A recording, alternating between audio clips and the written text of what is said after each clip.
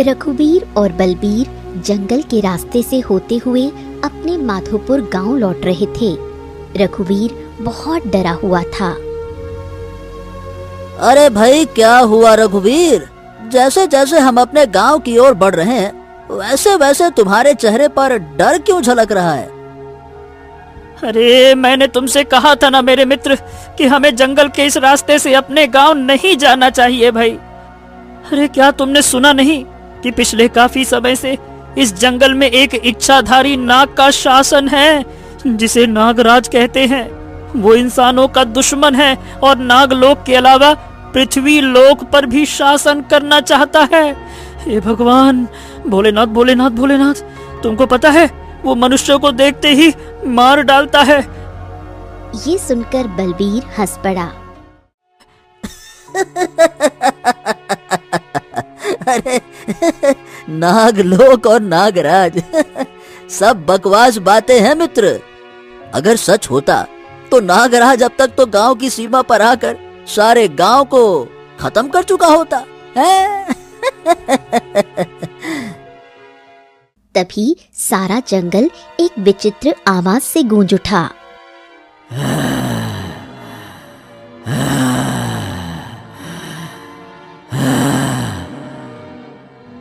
अरे मित्र, ये कैसी आवाज है? अरे अपने कदम तेजी से बढ़ा। भोलेनाथ भोलेनाथ भोलेनाथ, हे भोलेनाथ हे भोलेनाथ। अरे लगता है कि नागराज यहीं आने वाला है। जल्दी जल्दी चल, जल्दी जल्दी। भोलेनाथ भोलेनाथ। अगले ही पल रंग बिरंगी चमक के साथ वहां पर एक नाग प्रकट हो गया और कुछ ही देर में वो नाग एक मनुष्य में परिवर्तित हो गया। वो देखने में बड़ा ही भयानक था। वो लाल आंखों से रघुवीर और बलवीर की ओर देखते हुए बोला, सब जानते हैं कि इस जंगल पर नागराज का शासन है। इसके बाद भी मरने के लिए तुम यहाँ चले आते हो और बाद में मुझे दोष देते हो कि नागराज ने मनुष्यों को निर्दयता से मार डाला। इतना कहकर वो फिर से सर्प बन गया और दोनों को डसकर उन्हें चीरता हुआ वहीं मृत कर गया। उनके मुंह से झाग निकलने लगे। अगले दिन उनकी मौत के चर्चे माधोपुर गांव में हो रहे थे। गांव में सन्नाटा छाया हुआ था। गांव का मुखिया क्रोधित अवस्था में गांव वालों से बोला, अरे बस बहुत हो गया। इस नागराज ने जीना हराम कर रखा है। अरे कोई भी मनुष्य अगर उसके जंगल से होकर दूसरे गांव या राज्य जाता है तो वो उसे बेरहमी से मार डालता है। हाँ, ये बात तो है, लेकिन हम उसका क्या बिगाड़ सकते हैं मुखिया जी? अरे क्या बिगाड़ सकते हैं भाई? हमें किसी साधु महाराज की मदद लेनी होगी। चलो, हमारे गांव की सीमा के निकट जो साधु महाराज तपस्या करते हैं उनसे नागराज का समाधान पूछते हैं। चलो। मुखिया कुछ गांव के अन्य लोगों को लेकर साधु के पास गया। सारी घटना बताते हुए बोला, प्रणाम साधु महाराज, कृपया करके हमें इस नागराज से मुक्ति दिलाइए। बहुत परेशान कर रखा है इसने। साधु ने रहस्यमयी अंदाज में आंखें बंद की और कहा, ओम नागराज का अंत तुम्हारे गांव के एक मनुष्य के हाथों लिखा है, परंतु उसमें अभी समय है। इसलिए तुम सबकी भलाई इसी में है कि जब तक सही समय नहीं आ जाता तब तक कोई भी गांव वाला नागराज के इलाके में ना जाए। ये सुनकर मुखिया क्रोधित हो गया। अरे साधु महाराज, ये क्या बात हुई? हम तो समस्या का समाधान पूछने आए थे, परंतु आपने तो हमें और ज्यादा मुसीबत में डाल दिया।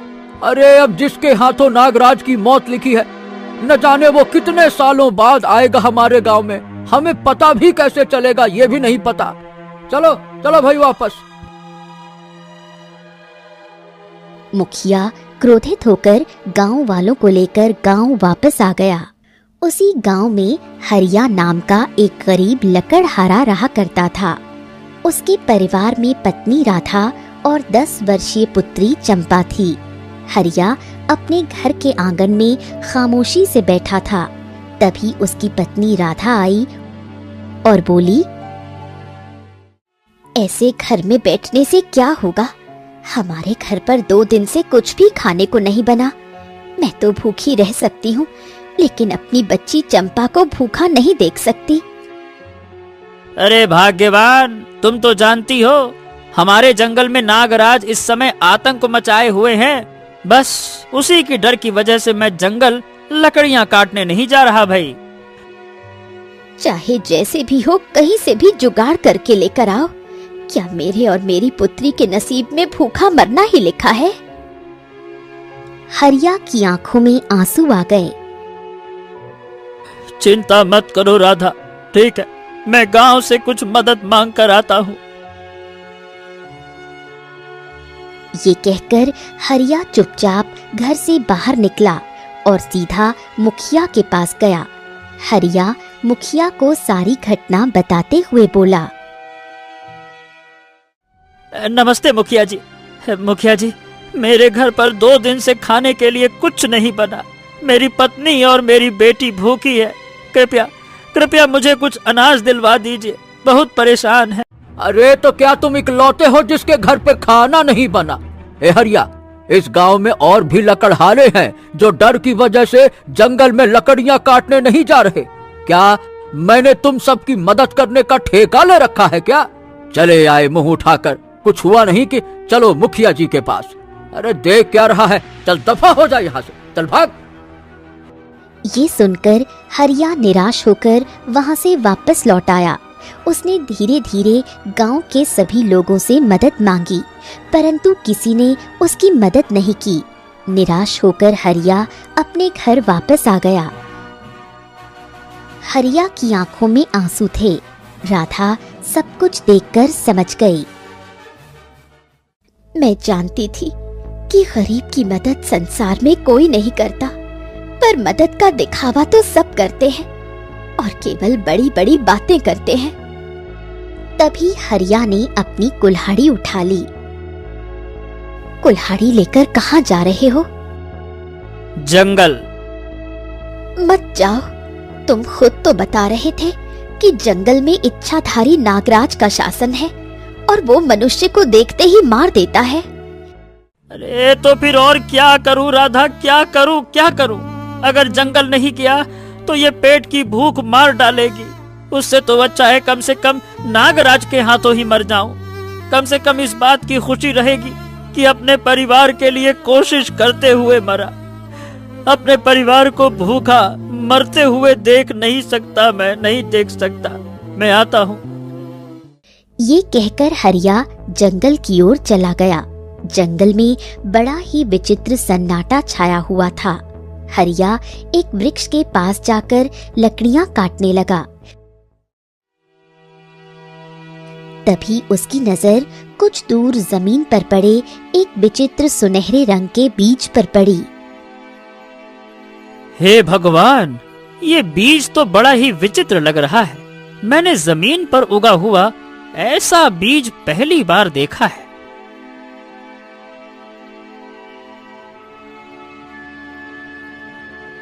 हरिया वहां गया और बीज को जमीन से उखाड़ लिया। तभी जंगल अजीब सी विचित्र आवाजों से थर्रा उठा। हरिया डर गया और कहा, अरे ये तो नागराज के ही आने का संकेत है। जितने भी गांव वाले जंगल से सुरक्षित भागकर आए थे, उन्होंने यही बताया कि नागराज के आने से पहले जंगल विचित्र आवाजों से थर्रा उठता है। हे भगवान, मुझे यहाँ से भागना चाहिए। हाँ, अरे भागता हूँ। अरे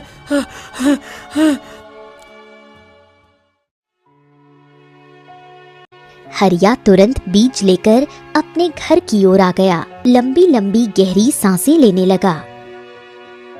क्या हुआ? तुम इतने डरे हुए क्यों हो? हरिया सारी घटना अपनी पत्नी राधा को बताता है और बीज दिखाते हुए कहता है, अरे राधा, मैं अरे तुम ये देखो, तुम ये देखो, मुझे जंगल में बीज मिले। न जाने क्यों ये बीज बड़े ही विचित्र हैं। ये आम बीजों के आकार से काफी बड़ा है, देखो।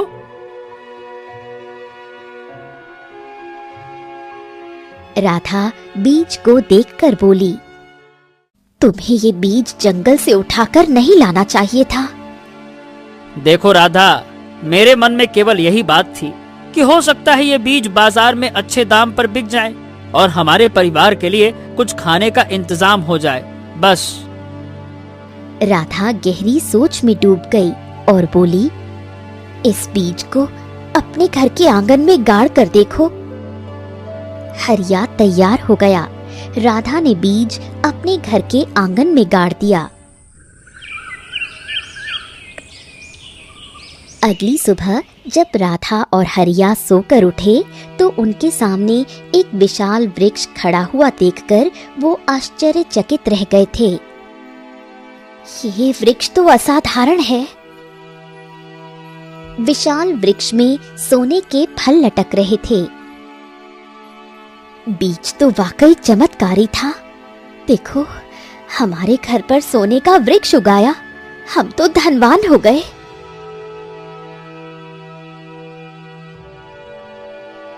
तभी चंपा आती है। पिताजी, मुझे बहुत तेज भूख लगी है, क्या हम इस वृक्ष से फल तोड़कर खा सकते हैं? हाँ हाँ, क्यों नहीं मेरी बेटी, रुक जा, मैं अभी फल तोड़ता हूँ। ये कहकर हरिया एक फल तोड़कर अपनी बेटी को दे देता है। चंपा तुरंत फल खा जाती है। अगले ही क्षण उसका पूरा शरीर सोने की किरणों से चमकने लगा और वो अपने पिता से बोली, मुझे बड़ी ही विचित्र शक्ति महसूस हो रही है पिताजी। ये देखकर हरिया आश्चर्यचकित हो गया और बोला, हाँ, हो सकता है बेटा, जो तुमने फल खाया है ना, उससे तुम्हें शक्ति मिल गई हो।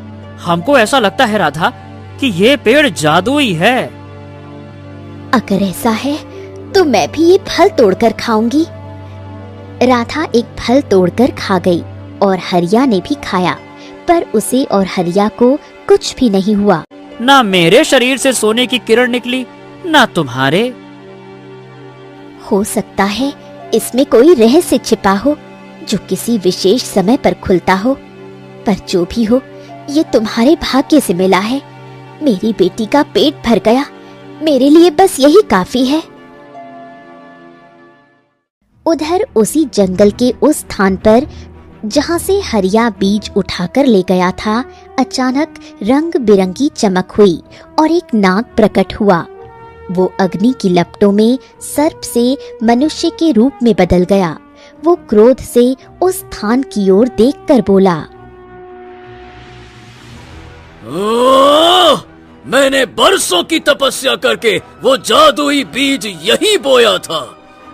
मेरी गैर हाजिरी में उस जादुई बीज को आखिरकार कौन ले गया? इतना कहकर नागराज ने आंखें बंद कर ली और कुछ सोचने लगा। कुछ दिन पहले नागराज नागलोक की गहराई में बैठा हुआ तपस्या कर रहा था। तभी वहां काला धुआं उठा और वो काला धुआं एक राक्षस की आकृति धारण कर गया। तेरी तपस्या सफल हुई। बोल, तुझे क्या चाहिए? मैं पृथ्वी लोक पर शासन करना चाहता हूँ। ठीक है, तेरी तपस्या से प्रसन्न होकर मैं पृथ्वी लोक के जंगलों में एक चमत्कारी बीज उगा दूंगा।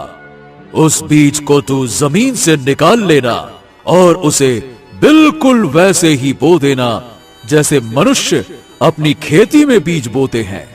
अगले दिन वहां पर एक सोने का वृक्ष आएगा और यदि उसका पहला फल तू खा लेगा तो तू बेहद शक्तिशाली बन जाएगा। पर याद रखना, यदि वो सोने का फल तुझसे पहले किसी मनुष्य ने खा लिया तो वो बहुत अधिक शक्तिशाली बन जाएगा। नागराज चौंक गया। तो क्या वो इतना शक्तिशाली हो जाएगा कि मुझे भी मार सकेगा? क्योंकि जहां तक मुझे जानकारी है, तुमने तो कहा था मेरी मौत किसी मनुष्य के हाथों नहीं हो सकती। मैं जानता हूं, मेरी बात सुन। तेरी मृत्यु किसी मनुष्य के हाथों नहीं होगी, बल्कि तेरे ही समुदाय के किसी एक प्राणी के हाथों होगी। मतलब नागलोक के किसी वासी से ही, किसी इच्छाधारी के हाथों। ओ, तो तुम्हें लगता है कि कोई मनुष्य जंगल में आएगा? मेरे डर के कारण अब कोई भी मनुष्य यहाँ भटकता भी नहीं है। और रहा सवाल मेरी मृत्यु का, मैंने नागलोक के सभी इच्छाधारी नाग और नागिन को अपनी जादुई शक्ति से मार दिया है। अब नागलोक में केवल मैं ही बचा हूँ, नागराज। तो इसका मतलब ये हुआ कि कोई तो मनुष्य आया था और वो बीज तोड़कर ले गया। मुझे पता लगाना होगा कि वो कौन सा मनुष्य था जो बीज तोड़कर ले गया। नागराज ने आंखें बंद की और हरिया के घर पर सोने के वृक्ष को देखा। नागराज ने आंखें खोलकर क्रोधित होकर कहा, अच्छा, तो मेरा जादुई बीज माधोपुर के किसी घर में है। जो भी उस घर में होगा, मैं उस घर के किसी भी मनुष्य को जीवित नहीं छोड़ूंगा। इतना कहकर नागराज वहां से गायब हो गया। इधर हरिया के घर पर गांव के लोगों की भीड़ लगी हुई थी। मुखिया आश्चर्य से सोने के वृक्ष को देख रहा था। वाह वाह वाह, गजब भाई गजब। ए हरिया, एक ही रात में तेरे घर पर ये सोने का वृक्ष कैसे उगाया भाई? अब मुखिया जी बस यूं समझिए, हो गया सो हो गया। देखिए, इसकी गहराई में मत जाइए, समझिए भगवान की कृपा है। मुखिया क्रोध से बोला, अरे तो सीधे सीधे क्यों नहीं कहता? गोल गोल घुमा के तू यही कहना चाहता है ना कि तू बताना नहीं चाहता है ना? मुखिया गांव वालों से बोला, अरे चलो भाइयों चलो, हरिया के घर पर सोने का वृक्ष उगाया है, इसीलिए वो बहुत घमंडी हो गया है। चलो भाई चलो चलो। मुखिया गांव वालों को लेकर हरिया के घर से चल पड़ा। इधर गांव की सीमा पर शंभू काका खड़े थे। तभी नागराज प्रकट हुआ और शंभू काका की ओर देखकर बोला, मनुष्य, तुम मुझे शुरू से ही पसंद नहीं आए। मैं तुम्हारे पूरे माधोपुर गांव को श्मशान बना दूंगा, क्योंकि तुम्ही में से किसी मनुष्य ने मेरा जादुई बीज उठा लिया है और उसे अपने साथ ले गया, और उसकी शक्ति की वजह से उसके घर पर सोने का वृक्ष उगा है। वो सोने का वृक्ष मेरा है, मेरा, मनुष्य का नहीं। इतना कहकर नागराज ने शंभू काका का गला पकड़ लिया। कुछ ही देर में शंभू काका का शरीर नीला पड़ने लगा और वो मृत अवस्था में नीचे गिर पड़ा। नागराज वहां से गायब हो गया। ये दृश्य दूर से शंकर नाम के एक व्यक्ति ने देखा। वो दौड़ते हुए मुखिया के पास गया और सारी घटना बताई। मुखिया जी, मुखिया जी, मुखिया जी, अभी शंभू काका को नागराज ने मार डाला और धमकी दी है कि वो पूरे गांव को नष्ट कर देगा। मुखिया चौंक गया। अच्छा, अब समझ में आया। ये हरिया ससुरा जंगल से नागराज का जादुई बीज ले आया और उसी की वजह से उसके घर पर सोने का वृक्ष उगा है। नागराज अब वो सोने का वृक्ष पाने के लिए पूरे माधोपुर गांव के लोगों को खत्म कर देगा।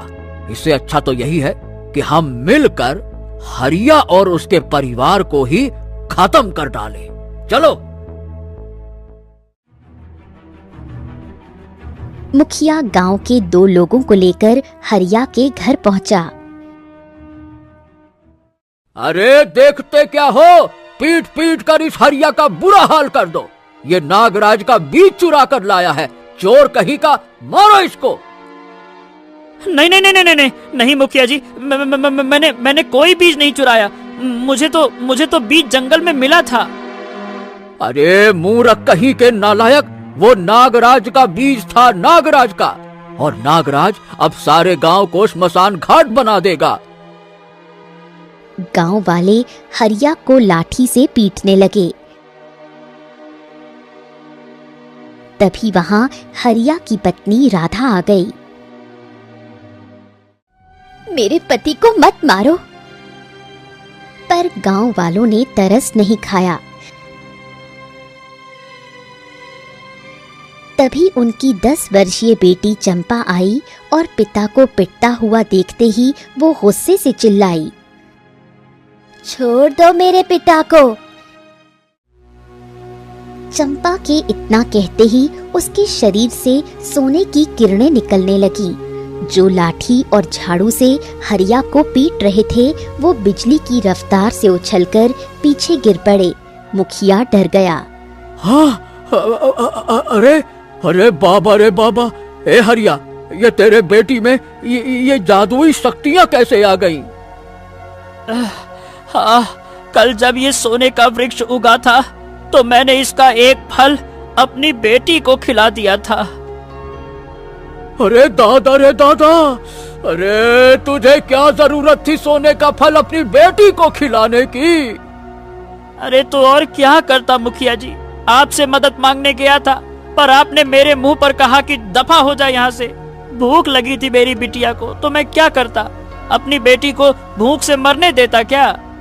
अरे कौन से घड़ी में मैंने तुझे दफा होने के लिए कहा था? क्या करूं, क्या करूं? काश मैंने तेरी मदद कर दी होती तो आज पूरे गांव पर मुसीबत नहीं आती। चलो सब लोग जल्दी से साधु महाराज के पास चलो, चलो। साधु के पास पहुंचकर मुखिया ने सारी घटना बताई। साधु महाराज, हरिया की मूर्खता की वजह से सारा गांव मुसीबत में आ गया है। नागराज अपना सोने का वृक्ष वापस लेने के लिए जरूर आएगा। नियति को कौन बदल पाया है? मैं अपने मंत्रों की शक्ति से गांव की सीमा पर एक सुरक्षा घेरा बना दूंगा, जो एक तरह से गांव का सुरक्षा कवच होगा। वैसे वो कवच कुछ वर्षों तक नागराज को गांव की सीमा के अंदर आने से रोके रखेगा। साधु ने मंत्र पढ़ा और गांव की सीमा पर सुरक्षा कवच बन गया। अगले दिन नागराज गांव की सीमा पर प्रकट हुआ, लेकिन जैसे ही नागराज ने गांव की सीमा में कदम रखा, उसके पैर जल उठे और वो पीछे हट गया। वहीं रंग बिरंगी चमक से साधु प्रकट हुआ। ओम, मैंने गांव की सीमा पर सुरक्षा कवच लगा रखा है, इसीलिए तुम चाहकर भी गांव के अंदर प्रवेश नहीं कर सकते। कब तक ये सुरक्षा कवच मुझे रोक के रखेगा? जिस दिन भी कमजोर पड़ेगा उसी दिन मैं गांव के अंदर घुस जाऊंगा और एक एक व्यक्ति को मार डालूंगा। इतना कहकर नागराज वहां से गायब हो गया। साधु मुस्कुराते हुए वहां से चला गया। समय ऐसे ही बीतता गया और देखते ही देखते 10 वर्ष गुजर गए। चंपा अब 20 वर्ष की सुंदर जवान युवती बन चुकी थी। एक दिन चंपा गांव के बाजार से सामान खरीद रही थी। तभी वहां मुखिया आ पहुंचा। ए चंपा, गांव की सीमा पर विचित्र ध्वनि अब पहले से ज्यादा सुनाई देती है और मुझे लगता है कि साधु महाराज का सुरक्षा कवच कमजोर पड़ने लगा है। याद रखना चंपा, अगर नागराज गांव के अंदर आया और उसने लोगों को मार डाला तो उसका जिम्मेदार कोई और नहीं बल्कि तेरा पिता हरिया होगा। इतना कहकर मुखिया वहां से चला गया। चंपा अपने घर लौट आई और सारी घटना अपने पिता हरिया और माँ राधा को बताई।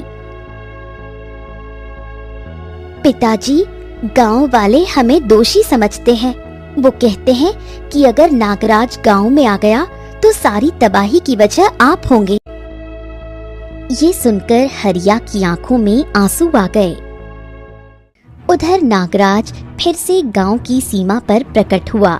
उसने मंत्र पढ़ा और इस बार सीधा गांव के अंदर प्रवेश कर गया। नागराज मनुष्य रूप में था और उसकी लाल आंखों को देखकर गांव में हाहाकार मच गया। वो सीधे हरिया के घर पहुंचा और सोने के वृक्ष को देखकर गुस्से से बोला, हाँ, 10 वर्षों तक मैं इस सोने के वृक्ष को पाने के लिए तड़पता रहा।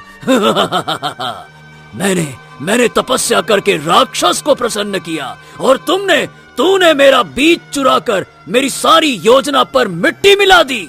लेकिन अब सुरक्षा कवच टूट चुका है। अब मैं तुम सबको मार दूंगा और इस वृक्ष को लेकर पृथ्वी लोक पर शासन करूंगा।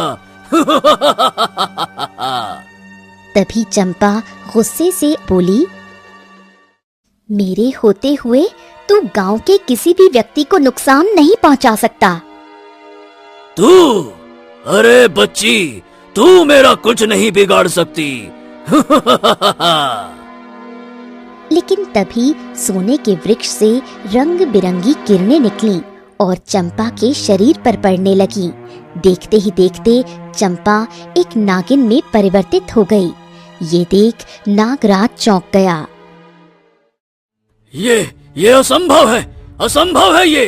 मैंने नागलोक की सारी इच्छाधारी नागिनों को मार डाला था। ये कैसे संभव हो सकता है? अगले ही पल नागिन रूपी चंपा ने नागराज के पैर में डस लिया। नागराज तड़पकर नीचे गिर पड़ा और फिर चंपा पुनः अपने रूप में लौट आई। हरिया और राधा स्तब्ध होकर ये दृश्य देख रहे थे। तभी मुखिया भी वहां पहुंचा। नागराज के मुंह से झाग निकलने लगे। अगले ही पल साधु प्रकट हुआ और बोला, नागराज, चंपा कोई साधारण लड़की नहीं बल्कि इच्छाधारी नागिन है। नागराज ने अविश्वास भरी नजरों से चंपा को देखा और मृत्यु शैया पर अपनी आंखें बंद कर ली। उसके मरते ही वो फिर से नाग बना और जलकर राख हो गया। उसी क्षण सोने का वृक्ष भी एक साधारण वृक्ष में बदल गया। साधु महाराज, लगता है इस जादुई पेड़ की वजह से मुझ में नागिन बनने की शक्ति आई। तभी वहाँ एक युवक और एक युवती प्रकट हुए और बोले, नहीं, ये शक्ति पेड़ की वजह से नहीं आई। तुम तो पहले से ही इच्छाधारी नागिन हो। नहीं, मेरे माता पिता तो मेरे सामने हैं। नहीं चंपा, नहीं, हम तुम्हारे असली माता पिता नहीं हैं। बरसों पहले तुम हमें जंगल में मिली थी। हमारी कोई संतान नहीं थी, इसीलिए मैंने तुम्हें उठा लिया और अपनी बच्ची की तरह पाला। पर मुझे नहीं पता था कि तुम इच्छाधारी नागिन हो। हाँ, हरिया बिल्कुल सच कह रहा है चंपा। तभी वहाँ प्रकट हुए नाग और नागिन मुस्कुराते हुए बोले, चंपा, तुम हमारी संतान हो। नागराज ने नागलोक में आतंक मचाया था और लगभग सभी इच्छाधारी नाग नागिनों को मार डाला था। मैं गर्भवती थी और तुम्हें जंगल में जन्म दिया था, पर नागराज के डर से मुझे भागना पड़ा। बाद में हमें पता चला कि एक मनुष्य तुम्हें ले गया। तभी से हम तुम्हें देख रहे थे, क्योंकि हमें मालूम था कि नागराज की मृत्यु एक इच्छाधारी नागिन के हाथों होगी। साधु गायब हो गया। बेटी, अब चलो, अपने लोक लौटने का समय आ गया है। नहीं माँ, मेरे असली माता पिता भले ही आप हों, पर मेरी परवरिश इन मनुष्यों ने की है। मैं इन्हें छोड़कर नहीं जा सकती। कोई बात नहीं, जैसी तुम्हारी इच्छा, हम तुमसे मिलने आते रहेंगे। इतना कहकर वो दोनों गायब हो गए।